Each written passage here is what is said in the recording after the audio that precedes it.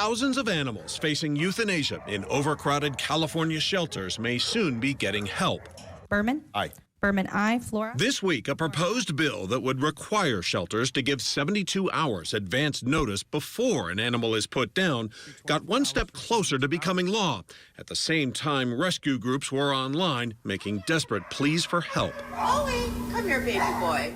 The bill is named after this puppy named Bowie. A Los Angeles County shelter says he was mistakenly euthanized despite an effort to save him by a rescue group run by Shoshi Gamliel. We were just devastated, and that went, viral and somehow got picked up by everybody, which I'm glad it did. But this isn't an isolated incident. Across the country, more animals are coming into shelters than leaving. Fewer people are adopting as the economy drives up the cost of pet ownership.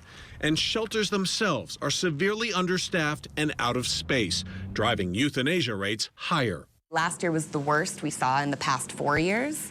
But when you think about millions of animals in the animal sheltering system, it's hundreds of thousands of animals. At this shelter in Riverside County, California, our Scripps News investigation found the rate of healthy dogs and cats put down more than doubled, from 6% in 2021 to more than 15% last year.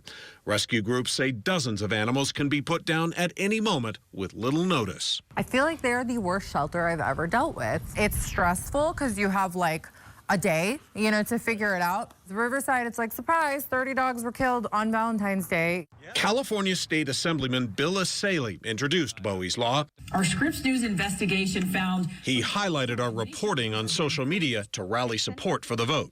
The whole point of Bowie's law is that there's fair notice to the public and rescues before healthy adoptable pets are euthanized. But California's largest shelter association says a 72-hour notice before an animal is put down will burden already overcrowded shelters. Bowie's law, they say, will make the problem worse. This bill will increase euthanasia. They will have to manage for space prospectively going forward on a 72-hour basis. They will always have to have room, which means they will always have to euthanize more animals to make space for them. Ultimately, Asaley says rescue groups and shelters are striving for the same goal. We're in a crisis right now, and we want to save as many pets as we can by adopting or at least fostering. Shelters aren't the enemy, and we want to be partners with the shelters and find the solution that works for everyone.